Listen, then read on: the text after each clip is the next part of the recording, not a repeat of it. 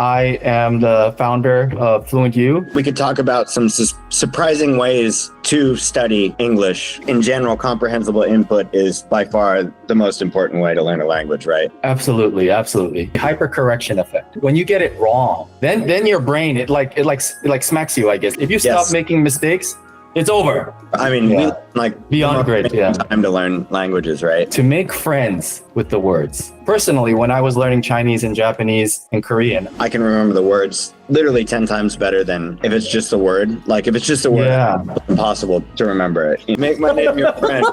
You should include that in the video, actually. Hello everyone and welcome to another CHADS video. This is Nick and today I'm with a very special guest, Alan from FluentU. Would you like to introduce yourself and also introduce FluentU as well, my friend? Yeah, so my name's Alan Park. I am the founder of FluentU. It's an app for learning languages with engaging videos like YouTube videos and Netflix videos. And I am just obsessed with language learning. I got into it in college and I started FluentU in 2011, and I've been working on it ever since then. That's crazy. And FluentU is not just one language, right? It's like a bunch of different.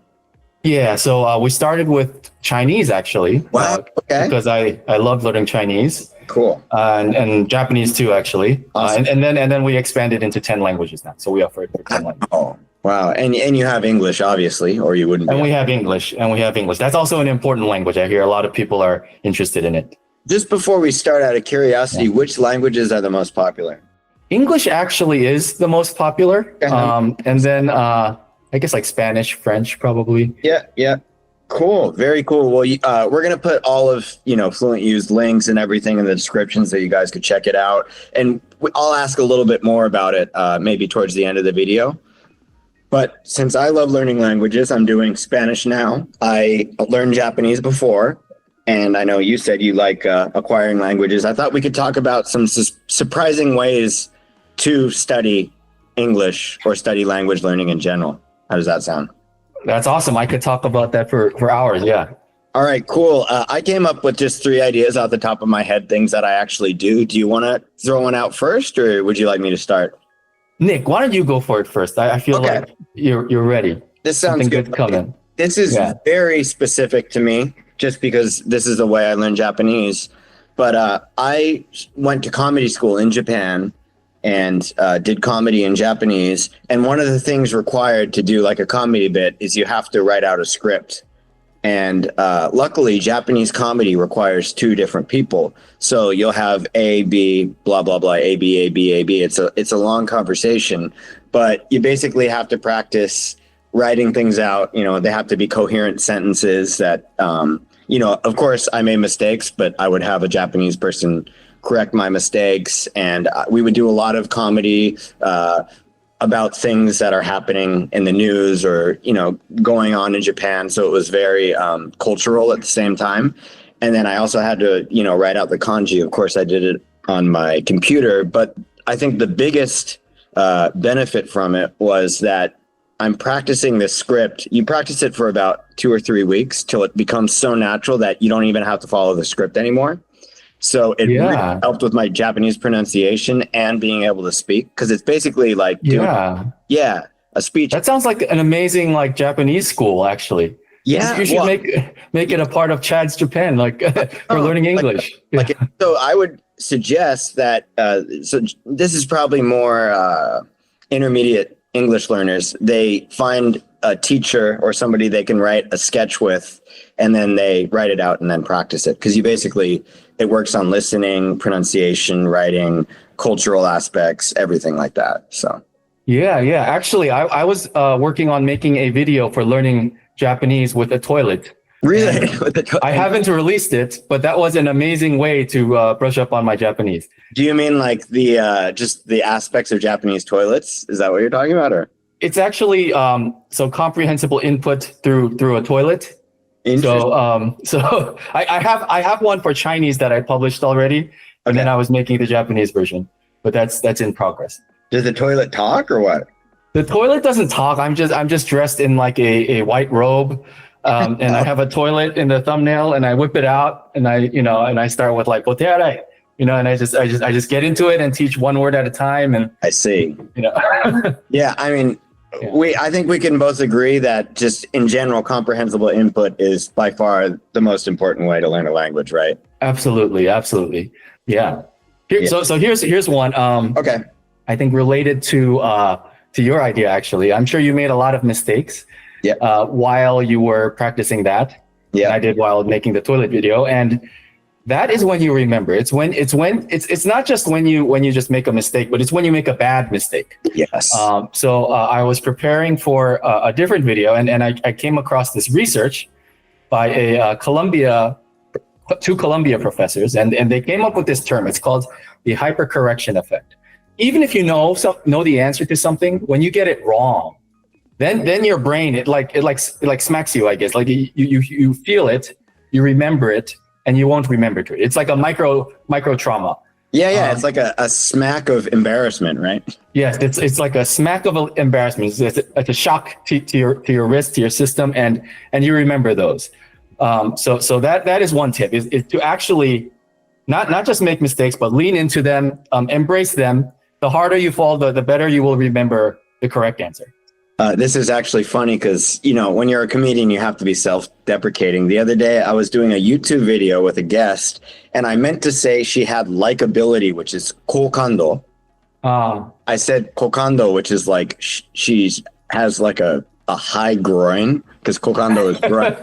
And now I know always to make the long U. Yes. They were laughing really hard at me. But. Yeah. So imagine if you had like 1,000 of those kokando moments, like you would be so much better. That's what we should name this, is have some kokando moments. Yeah. Yes. The secret to fluency, kokando, right? Yeah. Oh, that's a good one. Yeah. My friend Matt, I'm sure you know Matt. Yeah, Matt in Japan. Yeah, I know he always really encouraged his Japanese language partners to like berate him when he makes a mistake, just because the feeling of embarrassment would make it so that he never does it again.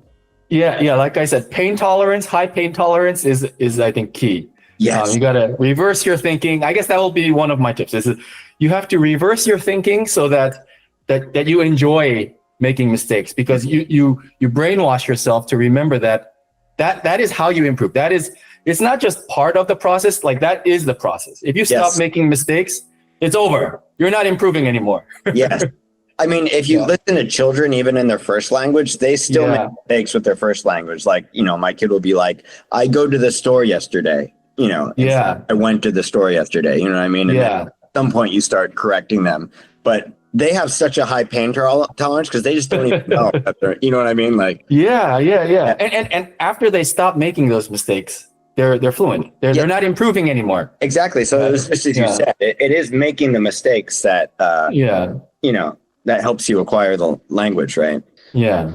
Here's another one of mine. This isn't a surprising way to learn languages, but for me, I guess shadowing is too difficult, even in English. I just am not good at it.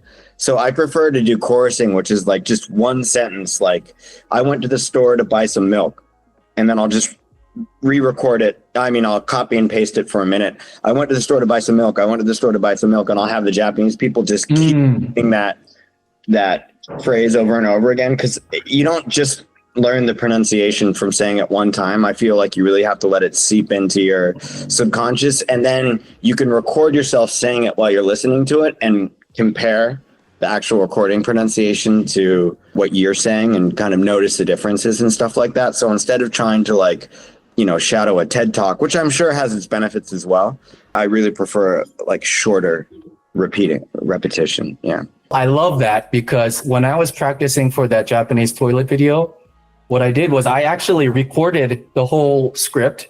Yeah. And I had somebody listen to me, because Japanese intonation is obviously, pitch is really difficult. Yes. Very right. So they corrected it, and then I re-recorded myself. And I just listened to that on repeat for like a day. And after that, I mean, that's kind of like shadowing, but it is, I guess it's a variation, because you can shadow yourself like talking the correct thing. Yeah. But it's listening too. So I guess that's my next tip, which is record yourself talking, saying a bunch of sentences that are challenging to you, and just keep Yeah. listening to them. For sure. Yeah. I mean, you have to kind of self-monitor yourself in some way. Like, I haven't been a stickler in regards to my pronunciation, but when I watch my own YouTube videos, like my comedy YouTube videos, I'm like, oh, Nick, you're making, I notice all this. But you really notice them. I mean, if you get to a high enough level, you could be, Yeah. I think if I wanted to fix them more, I could fix them, but right now it's just me noticing that I'm speaking in such a way. Yeah. Well, I think we can forgive you. I mean, I think most native speakers, they probably start making pronunciation mistakes if they're trying to make people laugh at the same time. So Yeah. No shame in that. Well, Yeah. especially with the Kokando thing. The Kokando moment, I'm like, I don't think I should get any better at Japanese than this, or I'm not going to do any mistakes and I'll laugh. You know what I mean? Yeah. Here's my last one. This is a way to basically fix your output. It's one type of correction when you're practicing English or any language, and it's called recasting. And basically, when I have, say, ChatGPT, because I'm learning Spanish right now, I'll be like, okay, from now on, I'm going to speak in Spanish, and if I make a mistake, please repeat the sentence in its correct form. So every time I make a mistake, basically I can speak and it will like, if I don't make a mistake, it will just keep going. But if I do make a mistake, it will say, it will say the correct sentence, and then I'll just repeat it back to it and then move on. And it's just a good way to kind of catch yourself with mistakes. Yeah. ChatGPT is great for that. I mean, we like beyond great. Yeah. Time to learn languages, right? It is. All right. So here's my last one. Okay. Which is to make friends with the words. Yes. Because words don't stick when we try to learn them in isolation. Yes. Right. If you're just trying to flip through a dictionary and just memorize the letters and the words, it's going to be difficult because our human brains are not designed that way. Right. We're not computers. We're not ChatGPT. Right. We're humans, and humans are emotional. We remember images. We remember experiences. Right. And so that's actually why I made FluentU, which is personally when I was learning Chinese and Japanese and Korean, I remembered by learning with movies and with music videos, TV shows. When you encounter words in those different contexts, then it's kind of like the word becomes somebody that you know. Yeah. Right. It's not just a it's not just a random thing that you saw. It is something that you're familiar with, that you experience, and so FluentU is great for this because all the words come with in context definitions and example sentences. We do a very good job with tricky things like phrasal verbs and collocations, which a lot of tools do have trouble with, and our review method really lets you flip through all the words in different contexts. So if you don't know the word strickler, then you can look up the word strickler and see how it's used in different places. And we build you up so that you're able to use that in a sentence at the end. And you're able to produce it naturally. In a sentence. That's my tip, which is to just make friends with the word and really get to know them in all ways. Yeah, just to add on to that, that's the whole thing besides meaningful input. When you're watching something that you're interested in or something that's the problem with tests. Like when I see these English tests in Japan, I'm like, who would actually have fun reading this passage? Like it's when you're, if you listen to a dirty joke in Spanish or Japanese or any language, you tend to remember it like really fast because you laughed or the context was meaningful to you. And then also to add on, you were talking about how it's not just the definitions with an example sentence. I have a bunch of Anki decks that I have.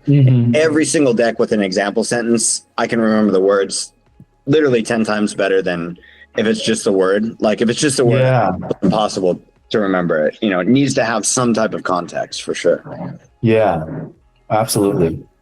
Is there anything else you'd like to say about FluentU before we end? Because I'm sure a lot of the people that watch this might want to check it out. So I'll say a couple things about it. So one is that we have invested a lot of time to create these examples and notes and the words. Most of them come with images, because we think it's important that the content is basically organically grown, right? So they're designed with learners in mind, and I think that's something that makes us unique. And the other thing I'll say is that our review system is very rigorous, and it builds you up.